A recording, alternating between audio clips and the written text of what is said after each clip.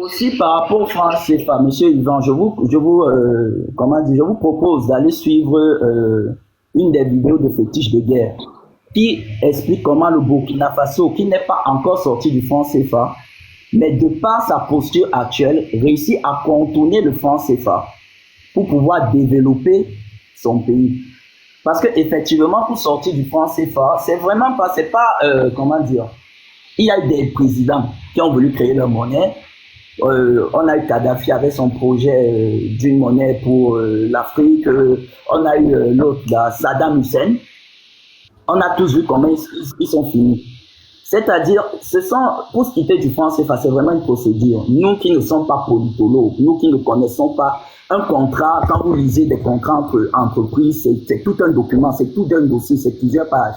C'est pour ça qu'on donne à des juristes, il y a des cellules juridiques dans toutes les grandes institutions. Il y a des termes, c'est vraiment complexe. Et il y a des contrats qui se sont liés à travers le franc CFA. Si j'ai fait un partenariat avec une société chinoise et on a fait un partenariat sous couvert du franc CFA et aujourd'hui, moi de mon côté, je me libère du franc CFA, il faut que je revoie mon contrat avec la Chine. Et le Cameroun a tous ces contrats, que ce soit dans le commerce, que ce soit dans l'armement, que ce soit. Donc pour sortir du franc CFA, pour avoir moins de dégâts et s'assurer que économiquement la population n'en souffre pas trop, il faut toute une procédure. S'il faut un changement, passer par les urnes, que les oppositions soient unies et avec le temps qu'ils s'infiltrent pour pouvoir maintenant changer les mentalités à l'intérieur de ce système qui est déjà établi. La voie de la guerre et tout ne sert à rien. Personne n'y gagne. Et ceux qui y gagnent, c'est ceux qui ont financé. Et le peuple n'a pas l'argent pour financer ce genre de choses. Mais c'est les Occidentaux qui vont gagner? C'est les Occidentaux qui vont gagner parce que c'est eux qui financent. Et si vous constatez bien, tous les coups d'État qu'il y a eu dans les pays ont été formatés par la diaspora. Ça vient tout de la diaspora. Puisque quand les Américains font leur politique d'immigration, ils ne le font pas pour rien. Posez-vous des questions. Pourquoi dans les films américains, vous vous rendez compte qu'il y a des Irakiens qui acceptent de jouer des rôles pour salir le nom de leur propre pays? Des rôles de méchants. Dès qu'ils ont fini avec l'Irak, dès que Poutine a pris le pouvoir, regardez tous les films d'action américains. Le méchant, c'est devenu le russe. Tout ça, c'est de la propagande. Et c'est comme ça qu'ils infiltrent. Ils payent, vous les voyez dans les ONG, vous les voyez, tout c'est la diaspora. Les coups d'État qu'il y a eu en Ukraine, ils appellent le coup d'État avec les noms des couleurs ou des fleurs. Tout ça, ça a été fomenté par les États-Unis. Et c'est le peuple qui souffre. Et ça, c'était avec la participation de la dame qui est venue ouvrir l'ONG au Cameroun, là, celle qu'on appelle Victoria Nuland, là, qui a ouvert le net. Comment dire? Au Cameroun, il ne peut pas avoir de guerre parce que c'est un pays déjà qui a, dans son passé, si vous avez lu l'histoire, ça ne serait pas possible. Ça ne serait pas possible. Pourquoi vous dites que ce ne sera pas possible? Récemment, on a attrapé des munitions dans le nord Cameroun, ça descendait. Vous croyez que si les coups de fusil retentissent là, à Yaoundé, Douala, comment vous dites que ce ne sera pas possible? On ne doit pas dormir sur les lauriers disant que ce n'est pas possible. Ils conservent déjà les armes aux dernières nouvelles. Donc, comme on dit chez nous en Afrique, le linge sale se lave en famille. Lavons notre linge sale en famille. En interne, oui, il y a la mauvaise gouvernance. On se plaint tous de ça. On en est victime. Moi-même, personnellement, j'en suis victime. Il y a un réseautage au Cameroun pour trouver un emploi. Il faut être dans les réseaux, même seulement pour être caissière. Oui, on est victime de tout ça. Mais ce n'est pas pour autant qu'on doit sacrifier notre souveraineté. Il y a la gouvernance externe, internationale et la gouvernance interne. Ne mélangeons pas les combats. Donc, M. Fouda, je tiens à vous remercier. Pour la première fois, je m'exprime dans un panel parce que moi aussi, j'aime mon pays et je veux que les choses aillent au mieux pour les générations, nos petits frères à venir, mais pas dans le désordre et ni dans l'amalgame. Donc, je vous en prie toujours à nous informer et que le bon Dieu vous accorde santé.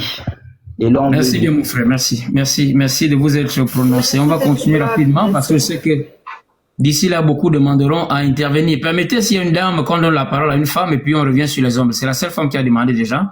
Madame Émilie, bonjour, à moins que ce soit un faux profil. Madame Émilie, bonjour. Bonjour à vous tous. Merci d'être venue sur ce panel, nous en sommes très flattés. Merci, merci vraiment.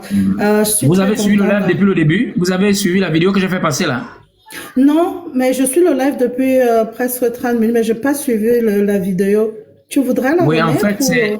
Oui, c'est une vidéo d'un live qui a été enregistré et comme envoyé. Il s'agit des gens qui conspirent à un coup d'État au Cameroun.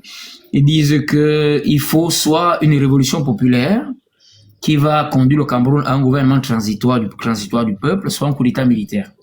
Voilà. Et ils ont pris l'exemple d'Égypte en parlant de Mohamed Morsi qui finalement a pris le pouvoir, a pris le coup d'État. Pensez-vous que ce soit une bonne option pour le Cameroun? Pas du tout. Pas du tout. Et les personnes comme ça qui parlent étant à l'extérieur, mais c'est parce qu'ils sont à l'extérieur. Nous qui vivons au pays, toutes ces choses ne nous arrangent pas. Et je suis très contente qu'on a eu un homme comme Baby Black venir parler là, ça nous rassure, parce que d'habitude dans les panels, les lives, ce sont toujours les hommes qui vivent à l'étranger, qui racontent toutes ces choses de révolution. Et pourtant, nous, déjà la femme africaine dans le pays en Afrique ne se sent pas en sécurité. Nous avons les groupes de femmes de plusieurs pays où nous nous disons que est-ce que c'est une malédiction même à la fin d'être femme noire? Parce que à chaque élection, préparation d'élection, avant les élections, durant les élections ou après, la femme est en danger en Afrique. Donc, on a l'impression que la démocratie, que tous ces gens nous chantent et ces révolutions, ce n'est que contre nous, la femme africaine, parce que nous sommes les premières victimes, nous et nos enfants. Hein? Et entendre ces gens parler, ça fait vraiment de la peine au cœur. Je vis ça maintenant. Le Cameroun, cette année, c'est une année où nous avons les élections. Nous sommes là, nous sommes en train d'essayer de continuer à éduquer nos enfants, de ne pas tomber dans ce piège-là. Parce qu'au Cameroun, qu'est-ce qu'on veut? On veut nous enlever le président Paul Biya, qui a quel âge? Hein? Il a plus un passé qu'un avenir. Et qu'est-ce qu'on veut venir nous brandir? Une démocratie? Une révolution? Au prix de qui? Hein? Au prix de qui? La femme africaine, dans toutes les révolutions qu'il y a eu, à part ceux de l'AES récemment, nous sommes violés, je sais pas, je vais pas utiliser d'autres mots. Comme ils ont déjà trouvé même un docteur qui va arranger l'intimité des femmes après tous ces viols-là, le docteur congolais-là, peut-être ils trouvent déjà que c'est une solution pour nous. Avec un leader qui dit que ceux qui vont survivre vont construire le Cameroun. Il parle de qui vont survivre. Peut-être ils vont finir avec nous. Peut-être c'est même ça le plan des hommes africains, de finir avec les femmes africaines. Parce que si ça commence... Non, madame, pas les hommes africains. Moi, je suis pas dedans, vous aussi. Vous n'allez pas sais, je veux pas, je parle de ceux-là qui parlent, je parle de ceux qui ont fait cette vidéo-là. Ah non. Parce que vraiment, la femme africaine déjà a toujours été la mère de l'humanité et on peut pas Ivan, s'il te plaît, laisse-nous écouter la dame. S'il te plaît, laisse-nous écouter la dame, Ivan. Vous nous protégez comment? Tu sais pourquoi je parle même avec les émotions? Parce que ça toque à ma porte. Tout ce que vous racontez là, nous on est ici au pays, c'est l'année des élections. Hein? À chaque élection, vous avez les mamans ivoiriennes là. Celles qui ne sont même pas allées au pont là, à l'année où Gbagbo avait eu les problèmes là. Tous ces 3000 enfants et consorts. Vous voyez encore les vidéos de ces mamans? Jusqu'aujourd'hui, elles pleurent les enfants. Sans parler des femmes qui n'ont pas survécu cette histoire-là. Mais tu sais, monsieur Fouda, moi j'ai l'impression que l'homme africain, ou c'est parce que c'est pas lui qui accouche, l'enfant qui porte l'enfant, et comme c'est pas lui qui a accouché l'enfant, et comme c'est pas lui qui va être la première victime s'il y a tous ces troubles-là, il a cette facilité de parler de révolution, pourtant il n'a ni armes, il n'en fabrique pas, il n'a ni argent, qui a donc les armes, qui a donc l'argent que eux ils vont utiliser pour venir nous dire qu'ils vont changer un système que eux-mêmes ils n'ont pas créé. Le Cameroun là, c'est mon père, c'est ma mère, c'est mon arrière-grand-père qui a même donné le nom Cameroun. Le Cameroun, le nom Cameroun, ça nous appartient. Hein? Voilà pourquoi les gens vont venir nous dire, et pour le Cameroun que De Gaulle a créé, et pour la démocratie que les autres personnes ont créé, et pour les élections que les autres, vous-même vous êtes nos hommes, vous faites donc quoi pour nous? Où on va venir s'asseoir, on ne dort plus. On ne dort plus. Parce qu'il y a les élections au Cameroun cette année. Et ces gens qui viennent souvent se pavaner sur les plateaux de télé, ceux qui vont survivre, mais est-ce qu'ils se rendent même compte du choc qu'ils nous font, à nous? Parce que quand tu n'es pas victime de quelque chose, je peux comprendre que tu ne peux pas te mettre à la place de l'autre. Mais nous, les femmes africaines, nous sommes les premières victimes. Déjà par le fait que nous sommes femmes, on n'a pas la force, et du fait qu'on souffre quand on voit nos enfants, que vous tirez au sol partout, bien que vous trimballez, ou bien nos maris qui vont en prison. Monsieur Fouda, il faut que je me calme un peu. Je dis que c'est parce que moi je vis ça maintenant. On ressent beaucoup d'émotions. C'est dans quelques mois, on ne dort pas. Merci. Je laisse la parole à quelqu'un d'autre. Oui, on a ressenti beaucoup d'émotions dans ce que vous avez dit. On va aller à tout de rôle, permettez. On va pas tout mélanger. Je crois qu'après Madame Émilie, c'est Monsieur Le Lion. Je crois que c'est à lui la parole. Monsieur Le Lion, bonjour. On a dit d'abord les dames, non? Oui, bonjour. Mais on saute, maman. La dame est venue donner son souffle de vie. On continue avec peut-être 1 ou 2 ans parce que vous n'êtes que 2 là. Et puis on revient sur vous, ne vous inquiétez pas. Les femmes sont prioritaires, mais vous n'êtes pas nombreuses. Donc on est obligé de vous garder un peu là pour aromatiser un peu le débat, quoi. Monsieur Lyon, bonjour. Vous êtes là? Oui, bonjour Monsieur Fouda et bonjour à tout le panel et merci pour la parole. Donc par rapport à la thématique, si le coup d'État peut marcher à Yaoundé, que ce soit populaire ou militaire, je vais dire non, ça ne peut pas marcher. Pourquoi? Parce que ils ont pris l'exemple de l'Égypte. En Égypte, c'est un seul peuple. Au Cameroun, excusez du terme, c'est plusieurs peuples, plusieurs ethnies. Et je me souviens du président qui avait dit un jour que tant que Yaoundé vit, tant que Yaoundé respire, le Cameroun vit.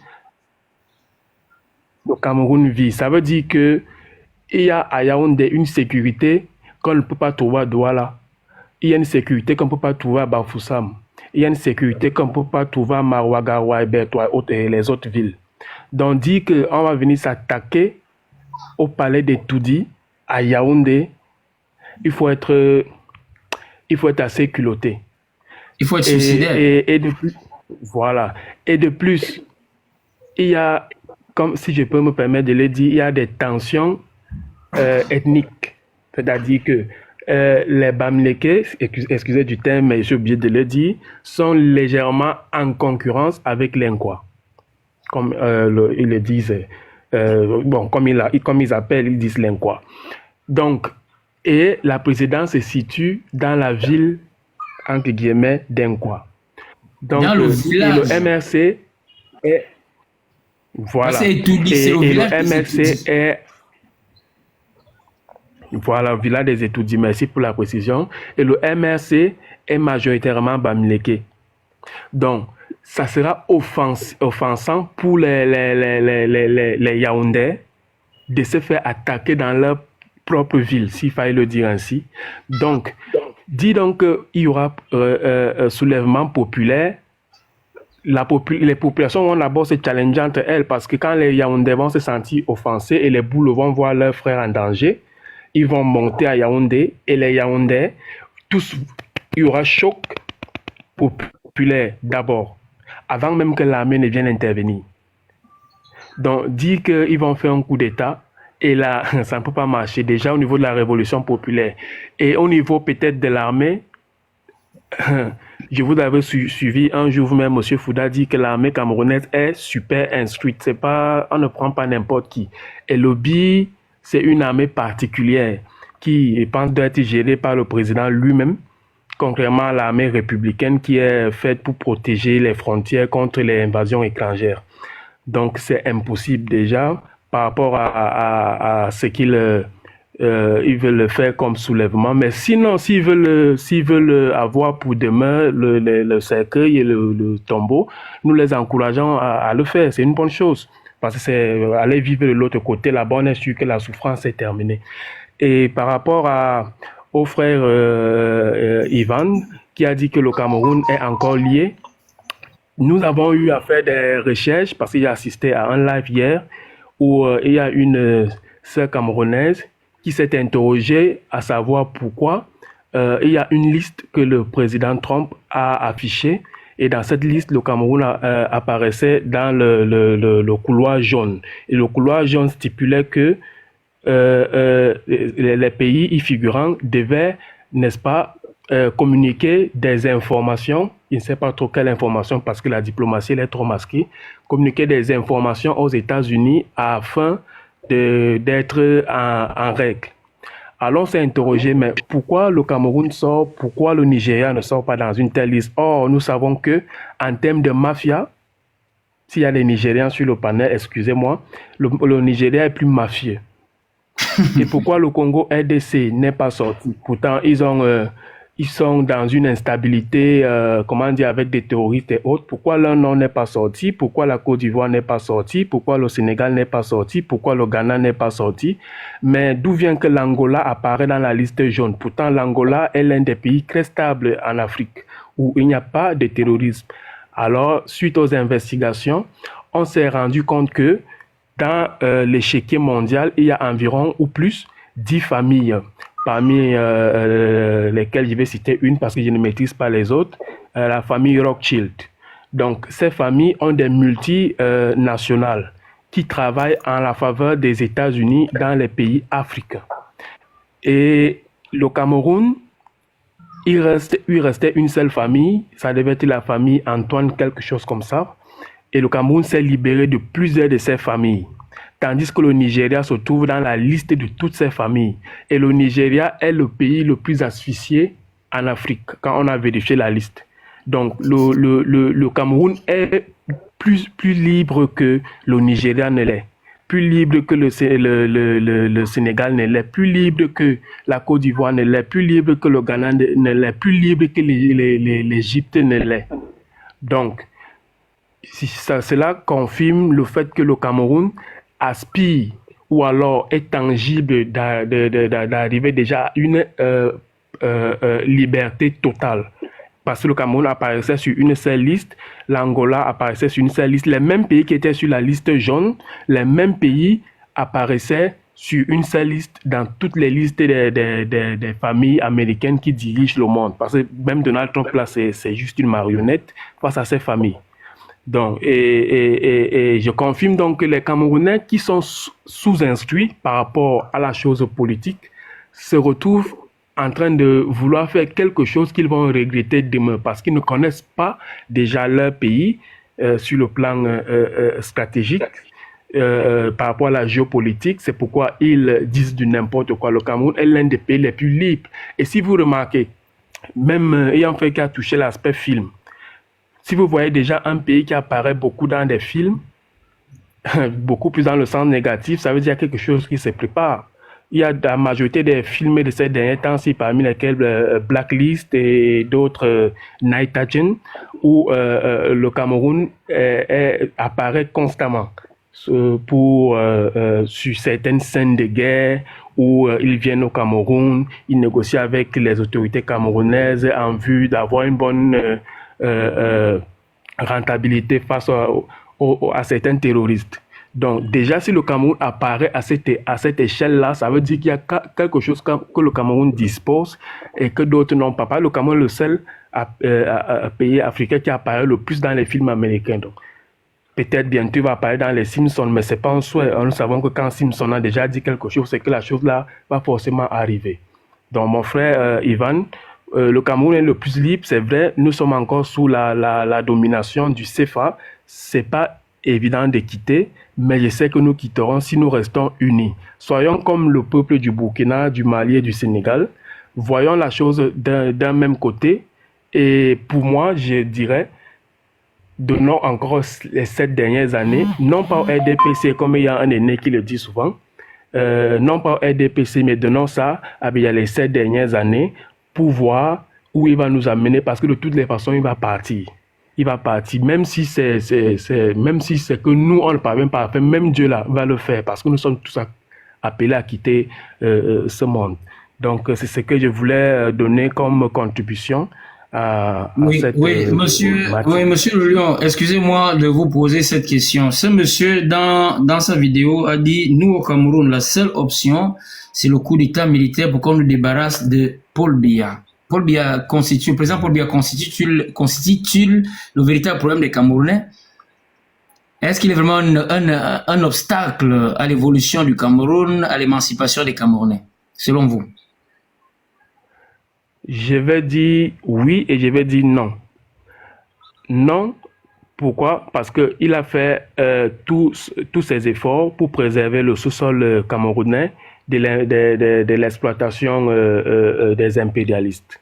Et il a su signer certains accords qui ont maintenu une certaine stabilité, une certaine paix au Cameroun, au point où nous tous, en tant que Camerounais, nous disons, ne serait-ce qu'à cause de la paix que ce père nous a donnée, nous sommes mieux que certains pays qui sont en guerre aujourd'hui. Et maintenant, je vais dire oui, pourquoi?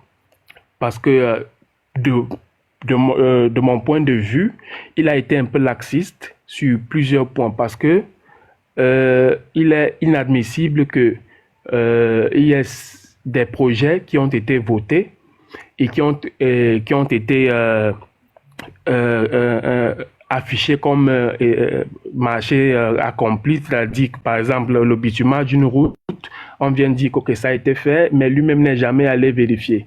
On vient lui dire qu'il y a telle chose qui a été faite, lui-même n'est jamais allé vérifier. Donc ce laxisme-là a fait à ce que le Cameroun puisse être plongé dans une corruption qui ne donne pas son nom. Et de cette corruption, on la note déjà, que ce soit chez les ministres ou que ce soit dans le plus petit des Camerounais. Et c'est encore cette même corruption qui a développé aujourd'hui le fait qu'on parle des produits frélatés et bien d'autres. Voilà, donc c'est ce que je peux dire. Il y a un oui et un non. Il n'est pas parfait, c'est vrai, mais il a accompli il a fait face à des très grands défis. Il a choisi de privilégier les colonnes les plus importantes pour négliger. Je ne sais pas si c'était aussi une stratégie, parce que je me dis que si c'est une stratégie, c'était peut-être pour éviter que son entourage mette les yeux sur lui pour l'abattre. Donc il fallait un peu les soudoyer pour que lui aussi ait le temps de mettre l'homme au pouvoir et déléguer certaines choses. C'est dans ce sens qu'il dit il y a un oui et il y a un non. Attends, celui qui me demande pourquoi je ne mets pas le nordiste sur le panel, c'est écrit sur la photo que quelqu'un est nordiste. Vous avez quel problème?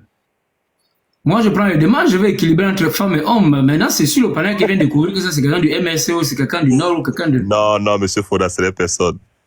Non, je viens de lire ça là, on a demandé pourquoi est-ce que je ne fais pas monter nordiste sur le panel. Alors, les gens sont quand même terribles.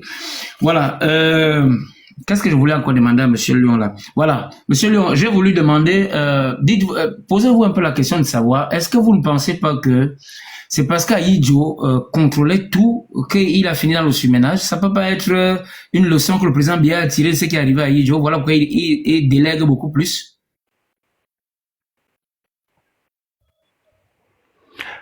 Oui, déléguer ne veut pas dire ne pas contrôler. Déléguer, au moins, par exemple, si je suis président et je demande de donner, par exemple, l'axe lourd-Douala, il faudrait bien qu'un jour, même si c'est après 6 ans ou après 4 ans, que je fasse au moins un tour sur cette axe pour voir si la livraison, comme avait fait savoir, a réellement été faite.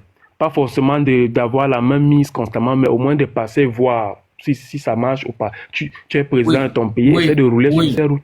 Mon cher frère, je ne sais pas. Moi, je me rappelle une fois au Cameroun, c'est une maman qui me l'avait raconté, que c'était dans la zone vous connaissez Mana Yaoundé? Oui, je suis de Yaoundé. Voilà. Elle m'avait raconté qu'elle avait rencontré le président Biya lui-même au volant. Il avait l'habitude, il met une casquette, il met des lunettes. Il avait à ce moment la Renault 4 dans le temps. Il se baladait. Il y a encore une maman qui m'a fait savoir que une fois, le président Biya est passé dans leur village et a dit, mais attendez, on m'avait dit qu'on a gourouné ici, non? Il peut descendre sur le terrain, vous n'allez peut-être pas savoir. Ça peut aussi expliquer la raison pour laquelle vous voyez certains ministres qui partent en tôle. Certaines autres personnalités qui partent en tôle. Quelqu'un d'autre encore m'a fait savoir que le président Biya, c'était il partait pour le 20 mai à la fête nationale. Et puis avant de monter dans la voiture, il a dit, mais attendez, qui a conçu ça? Qui a conçu ça? On a dit, c'est tel, tel, tel. Normalement, c'est le terrain de l'État.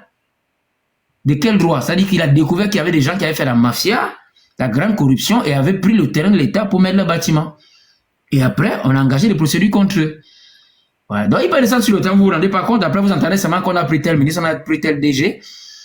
Mais s'il descend sur le terrain, il ne vous dira pas. Mais à coup sûr, il descend. Parce que j'ai eu trois révélations de ce genre-là. Et après, j'ai entendu qu'on avait sorti des investigations concernant les titres fonciers, les gens qui avaient eu de faux titres fonciers, qui avaient pris les terrains de l'État. Je ne sais pas si vous avez suivi cette actualité au Cameroun à un moment. Dans tout droit là, à Voilà. toute la zone portuaire. C'est parce que le président lui-même était descendu sur le terrain, il a constaté. Hein? Il peut descendre, mais vous n'êtes pas au courant. Il est très discret. Ça peut expliquer le fait que vous voyez qu'à un moment, on met l'œil sur un ministre, on ne met pas sur un tel autre ministre. Donc, c'est un peu ça. Bon, merci quand même de vous être prononcé. On va avancer rapidement. Oui, vous avez quelque chose à ajouter? Ouais, si c'est le cas, je dirais donc que ça, il y a aussi en grande partie, nous-mêmes les Camerounais, nous devons travailler sur notre mentalité parce que notre mentalité dérange énormément. C'est pas Biya qui demande aux policiers d'arracher 500 aux gens. C'est pas Biya qui vient entrer dans le bureau du sous-préfet et demande au sous-préfet d'entrer dans son bureau à 13h pour partir à 14h. Donc il y a des choses que nous-mêmes nous devons travailler sur nous pour contribuer à l'évolution de notre pays. Que ce soit le plus grand, que ce soit le plus petit. Voilà ce que je voulais dire en dernier ressort. Oui, à cela, j'aimerais aussi ajouter qu'il y a eu un moment au Cameroun, surtout dans les années 90, entre 90 et 97, 98, lorsque la crise économique frappe le Cameroun, la notion de malhonnêteté était devenue comme un prestige. C'est là où on a sorti le mot Feman. Il faut reconnaître quand même qu'à un moment, les Camerounais ont idéalisé le vol, où le voleur était considéré comme un héros. Ça fait en sorte que beaucoup de jeunes copient ça, et ça donnait une malhonnêteté généralisée. Ça devient compliqué. Honnêtement, ça devient compliqué. Chacun à son niveau va frapper. Bon, espérons que la prophétie, quelqu'un avait dit dans une comédie là, disant que s'il faut changer le Cameroun, il faudra qu'on tue tout le Cameroun. Espérons que ça ne va pas avoir lieu. Bon, merci Monsieur de Lyon. On va rapidement avancer. On va encore faire parler une femme. Madame Nubéa. Nubiatou, c'est un nom que moi-même j'ai inventé. De la Oui, tout n'était pas écrit. Tout n'était pas écrit. Excusez-moi d'avoir écorché votre nom. Excusez-moi. Voilà. Que pensez-vous donc de ce que ce monsieur a dit, là où il a dit qu'il faut un soulèvement au Cameroun? Il faut un soulèvement au Cameroun. Mais il y a des gens qui, je sais pas, qui rêvent en couleur ou qui rêvent en noir et blanc. Je ne sais plus dans quel... je ne sais pas à quoi, qu'est-ce qu'ils mangent, qu'est-ce qu'ils boivent, je ne comprends pas. Ou c'est le koutoukou, ou bien c'est, je ne sais pas ce qu'ils boivent. Parce que le soulèvement, si c'est... Maman, excuse-moi, le koutoukou, c'est quoi, là? Il paraît, le koutoukou, c'est la boisson du gingembre mélangée avec l'ananas, avec ce qui est rouge, l'hibiscus. C'est la bière, je crois que c'est la bière de mil qui fabrique généralement en Afrique de l'Ouest. C'est surtout en Côte d'Ivoire que j'entends souvent ça. D'accord. Donc quand on boit ça, on perd un peu la tête, c'est ça? Je sais, oh non, au contraire. C'est un peu comme le Billy. Ouais, c'est comme le vin de palme. Billy. D'accord, avançons donc. Vous disiez donc que peut-être qu'ils boivent ça ensuite? Ensuite, ils commencent à... la tête jette l'air. Il voit les animaux qui marchent sur les murs. Bon, en Afrique, il doit plutôt avoir des révolutions comme au Mali, au Burkina et au Niger pour soutenir, pour revendiquer et même pas revendiquer parce que la souveraineté, elle est divine. Donc, personne ne doit s'amuser avec, personne ne doit prendre, et c'est comme le respect, ça s'impose. Donc, si vous ne respectez pas notre souveraineté, désolé, foutez-nous la paix, foutez le camp. Ce n'est que comme ça qu'on doit faire des révolutions par rapport à notre souveraineté, à notre liberté, parce que c'est divin, tout le monde en a droit. Et maintenant alors, la révolution qu'ils demandent, moi je ne sais pas, qui se révolte contre pour le franc CFA, qui est l'objet. Non, ils ont dit ceci. Nous, au Cameroun, la seule option, c'est le coup d'État militaire pour nous débarrasser de Paul Biya. Donc, pour eux, c'est le président. Le coup d'État, ils n'ont qu'à faire le coup d'État. Le BIR les attend, c'est tout. Le BIR les attend. Et puis, ils veulent se débarrasser de Paul Biya par rapport à quoi? Paul Biya, c'est le meilleur président du monde à l'heure actuelle. À part nos jeunes qui sont arrivés là. Oui, oui, Paul Biya, c'est le meilleur. Un président qui a su préserver toutes les richesses de notre pays, qui a su préserver même 1 centime de territoire, on n'a pas perdu. Là, présentement, on a 4 fronts.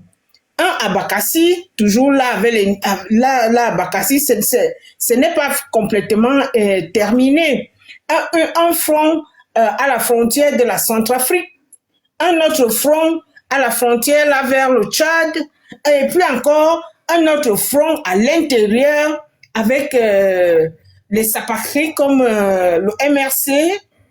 C'est pas facile, c'est pas facile. Le Cameroun est en guerre depuis au moins 15 ans, 20 ans. Nous sommes là tranquilles.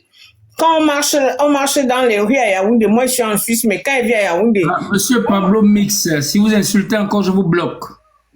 Vous n'avez pas fait la demande, donc n'injuriez personne ici, s'il vous plaît. Si le live ne vous intéresse pas, vous partez. Si ça vous intéresse, suivez. On n'insulte pas les gens ici. Voilà, madame, continuez. Je disais qu'on a 4 fronts depuis 15 ans ou 20 ans. 4 fronts. Un gros front à l'intérieur, un autre front au niveau de la frontière du Tchad, avec le Nigeria et Boko Haram, un autre front à la frontière de Centrafrique, en dessous là encore avec Bakassi, les gens qui veulent s'introduire avec le Nozo. C'est pas possible. Oui, Madame Noubiatou, excusez-moi. Bon, vous avez dit que pour vous, le président Biya, c'est le meilleur président au monde. Bon, on vous le concède. Mais est-ce que vous ne comprenez pas aussi cet étouffement de la population-là, ces plaintes-là? Comment expliquez-vous que les populations sont aussi en train de se plaindre? Vous expliquez ça comment? Les populations qui se plaignent à raison, c'est parce qu'ils sont sous le coup de l'ignorance. Ce n'est pas de leur faute. Non. Mais oui. Non. Ivan, laissez-la parler, s'il vous plaît. Non, laissez-moi venir, laissez-moi accoucher.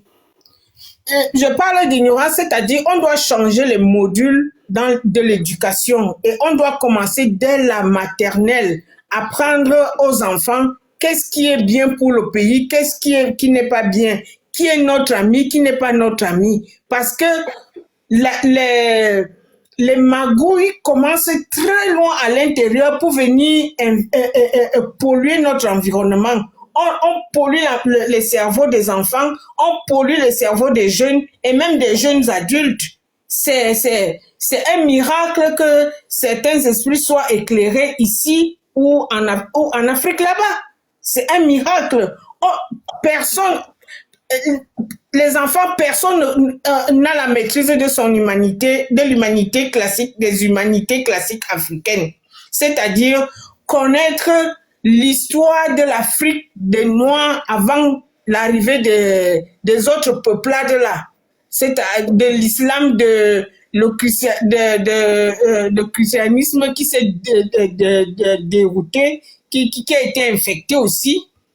Tout ça, toutes ces infections-là font que ça traumatise le cerveau des enfants. Après, ils croient que c'est à cause du président qui souffre. Ce n'est pas vrai. Et pourtant, c'est quand on est ici en Europe qu'on comprend que il y a tellement de choses en Afrique où on peut travailler et se faire de l'argent et vivre proprement. Mais les cerveaux sont tellement empoisonnés que franchement, pour que quelqu'un arrive à discerner où est le problème de ma situation, c'est compliqué. D'accord. Bon, madame, merci de vous être prononcée. On va rapidement donner la parole à notre homme aussi. Je crois que c'est monsieur Hassan maintenant. Hein? Monsieur Hassan, bonjour. Bonjour, bonjour tout le panel. Bonjour, Monsieur Fouda. Bonjour à tout le monde qui nous écoute. Je ne serai pas très long. Je vais directement intervenir sur le point du coup d'État, là où les Africains, les Camerounais ont fait un panel pour demander un coup d'État à Monsieur Fouda au Cameroun pour prendre, je pense que c'est ça, pour faire un coup d'État au Cameroun pour prendre le pouvoir. Moi, je trouve que c'est pas la solution parce que les Camerounais ne connaissent pas là où nous sortons et là où nous sommes en train d'aller. Les Camerounais n'ont pas besoin du coup d'État pour s'exprimer. Le coup d'État ne peut pas nous aider actuellement parce que nous savons, je vais un peu rapidement parler à Monsieur Yvan qui est là. Monsieur Yvan, aujourd'hui, vous, les jeunes Camerounais, vous parlez de l'AES, vous prenez ça, vous mettez devant vous, l'AES est monté, l'AES est défendu. Vous ne connaissez pas là où l'AES sort parce que l'AES a copié le président Biya. Il faut que je te dise ça aujourd'hui, monsieur, parce que c'est que l'AES aujourd'hui, le président Biya a fait ça depuis 2015. Nous sortons de 2015.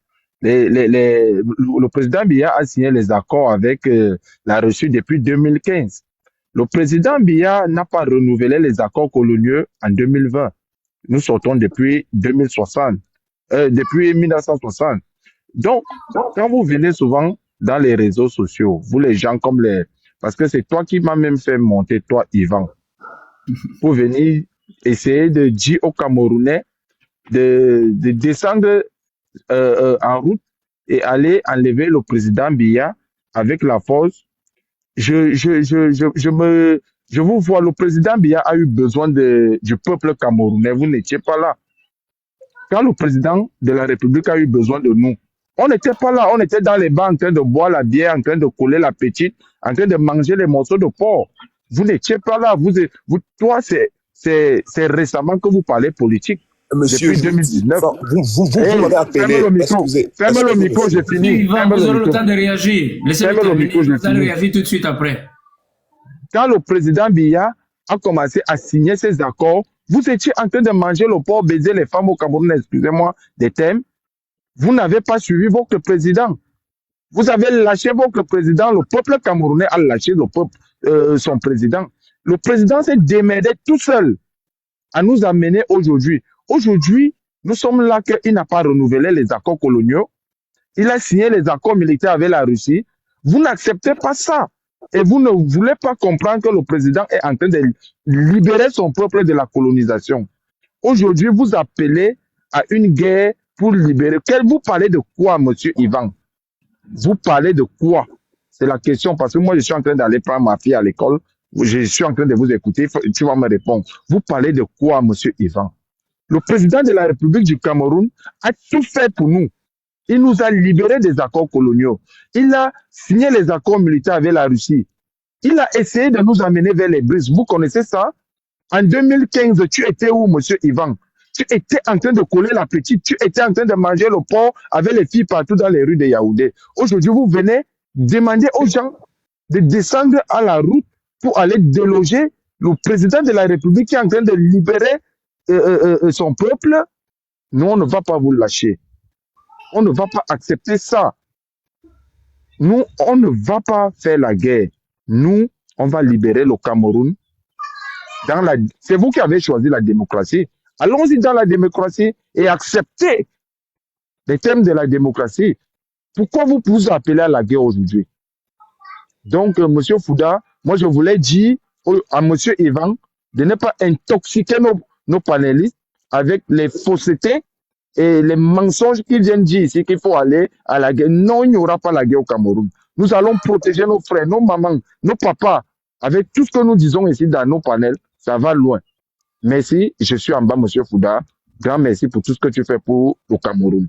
Merci ok, aussi. merci bien mon frère, merci. On va donner rapidement l'occasion à monsieur Yvan de réagir parce qu'on l'a senti bouillonner là. On ne sait pas s'il veut rétorquer quelque chose par rapport à ce qui vient d'être dit. Monsieur Yvan, à vous la parole.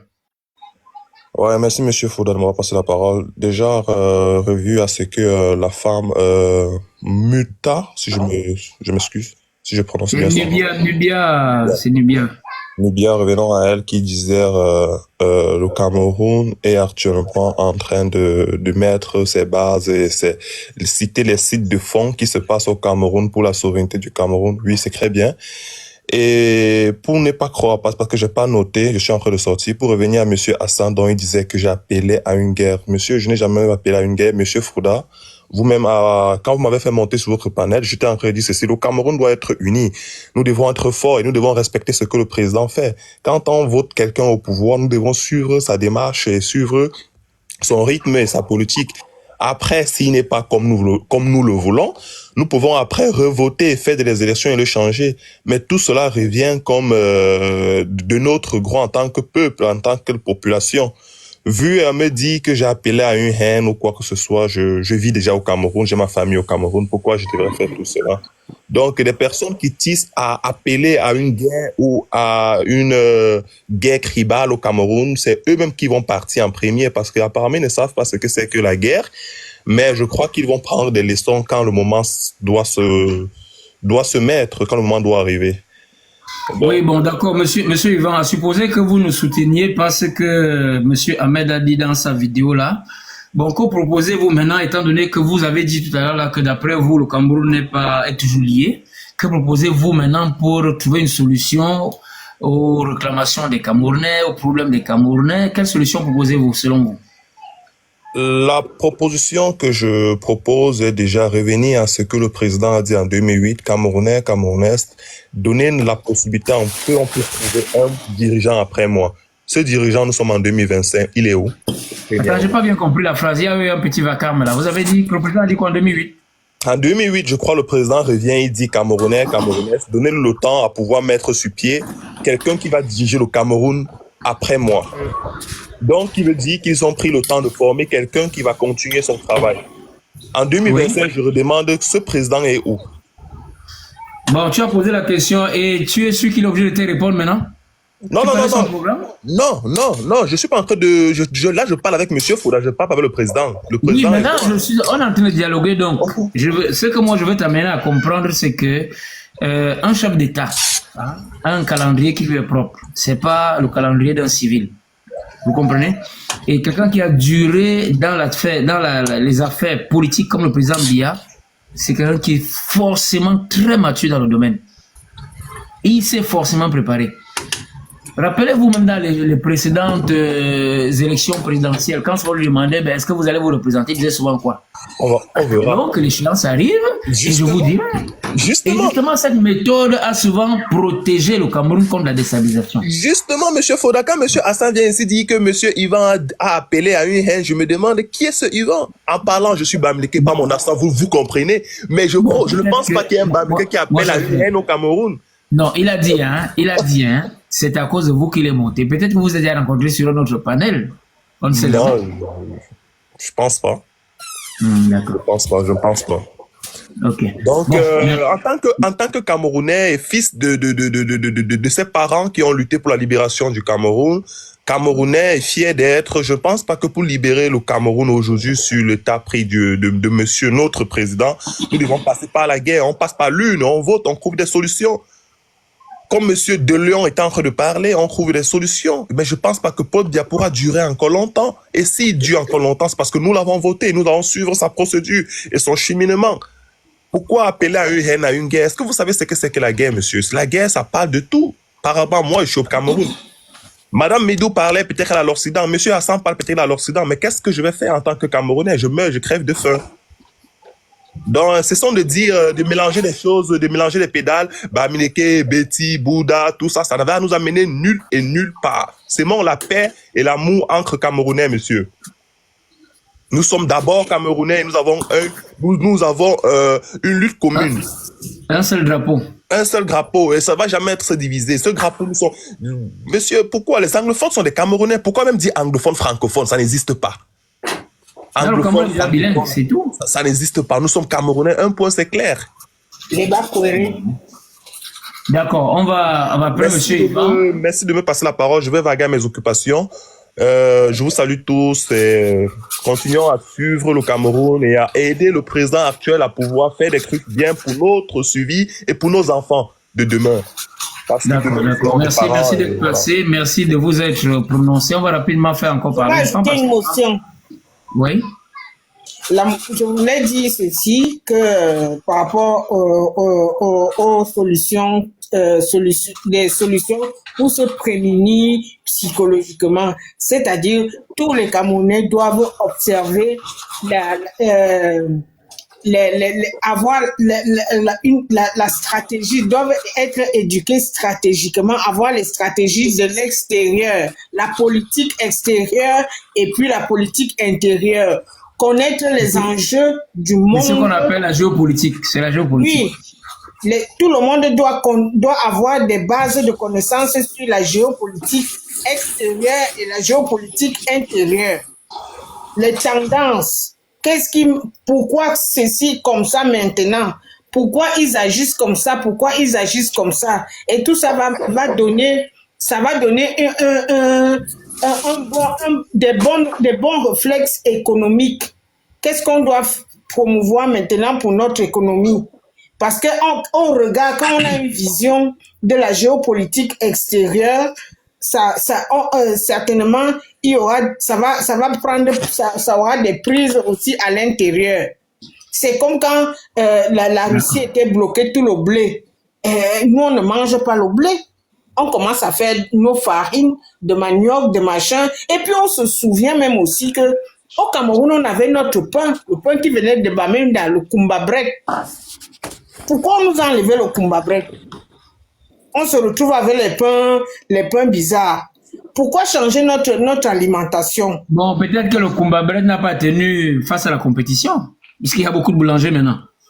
Car les boulangers qui viennent d'ailleurs, qui font avec la farine de blé, pourquoi on nous donne le blé? Le blé ne fait pas partie de... On doit manger ce qu'on cultive et on doit cultiver ce qu'on mange. Ce qu'on cultive de nos terres, ça correspond direct avec l'énergie positive de la terre qui correspond à nos données génétiques qui nous rendent forts. Maman, merci pour le cours de biologie, de sciences. Nous, on n'est pas là-bas. Merci. Il faut tout ça. Merci. Merci de vous être prononcé. Merci. On va rapidement. Normalement, il fallait donner la parole à une femme. Vous, femmes, vous êtes déjà prononcé. Là, on va passer directement à un homme. C'est quoi? Ce sera Monsieur H. Moi, je n'ai pas prononcé, bien sûr que je viens d'arriver. Non, je dis vous êtes déjà prononcé. Donc, il y a une voix féminine. D'accord. Non, Madame Pam, ne vous inquiétez pas. Vous allez prendre tout de suite après. Monsieur H, à vous la parole. Il est là depuis, Monsieur H. Oui, bonjour à tout le monde. Bonjour, mon frère. Déjà, j'aimerais demander à Madame Regina de se muter parce que elle crée un petit peu d'interférence dans la communication, s'il vous plaît. Qu'elle coupe son micro, voilà. Oui, merci. Bon, j'ai suivi avec beaucoup d'attention tout ce qui a été dit sur le panel. Il y a eu beaucoup de bonnes choses, beaucoup de choses aussi moins bonnes. Mais je vais rester dans le thème du live. Ce que j'aimerais apporter, c'est quoi? Je vais commencer parce que mon propos a deux phases. La première phase, c'est déjà de dénoncer ce qu'on vit actuellement au Cameroun. Il a été dit que le président Biya a renoncé aux accords coloniaux. C'est bien et c'est vrai. Il a été dit qu'il a signé des accords militaires avec la Russie. Ça c'est moins bien ni moins mauvais parce que nous ne savons pas exactement c'est quoi ces accords et on n'en a pas bénéficié jusqu'à présent, ou du moins on ne voit pas tellement ce que ça apporte de plus au sein de notre armée. Nous, la population, peut-être que les géostratèges militaires, eux, ils pourront nous en dire plus. Donc, rien que sur ce point-là, nous nous rendons compte que en plus de 40 ans, le président Biya il a laissé passer beaucoup de choses qui vraiment nous tenaient énormément à cœur. nous, la jeunesse, nous sommes sacrifiés. Le Cameroun n'a pas de route. Je ne parle pas bien sûr de tout ce qui est géopolitique. Je parle des trucs basiques qui permettent juste pour le vivre, qui permettent de vivre dans le pays. Le Cameroun n'a pas de route. Le Cameroun n'a pas d'internet, pas d'électricité. Je m'arrête juste à ces trois-là. Bon, je pourrais rajouter l'eau, mais je pense que pour l'eau, il y a d'autres facteurs qu'il faudra aussi prendre en compte. Je vais m'arrêter sur les trois: routes, électricité et Internet. Sans ces trois outils, comment on peut s'en sortir avec le monde actuel? Si notre président n'a même pas réussi en 40 ans à nous donner ne serait-ce que ça, honnêtement, il serait temps qu'il parte et que quelqu'un d'autre essaye de lutter géopolitiquement, mais tout en nous donnant au moins ce minimum-là. Le problème, c'est qu'on manque du minimum. C'est ça le problème. Maintenant, une fois que j'ai dit ça, Monsieur H, s'il vous plaît, pour qu'on ne s'embrouille pas, hein, on va vous maintenir la parole, vous allez continuer de parler, mais permettez qu'on rebondisse sur ce que vous avez énoncé tout à l'heure. Hein? Sinon, on va s'embrouiller, on ne pourra pas édifier tous ceux-là qui nous écoutent. Gardez en ligne, gardez en mémoire le suivi de votre pensée. Vraiment, ça m'a donné vraiment l'envie d'apporter quelques rectificatifs parce que j'ai comme l'impression que le problème, c'est pas le Cameroun, mais le problème, c'est vous qui êtes mal informés. Et s'il y a d'autres qui ne sont pas aussi mal informés que vous, vraiment, il faudrait qu'ils sachent. Vous avez dit tout à l'heure là que le Cameroun a signé des accords militaires avec la Russie, ça peut être bon comme ça peut être moins bon, et que vous ne voyez pas l'avantage. Bon, je vais déjà vous dire à titre d'information que c'est grâce à la Russie que le Cameroun a vaincu Boko Haram dans le Grand Nord. Vous comprenez? Sinon, le Cameroun serait peut-être déstabilisé aujourd'hui. Peut-être vous ne le saviez pas. Et c'est aussi grâce à la Russie aussi, que peut-être on peut estimer que malgré le fait que le président Biya refuse de renouveler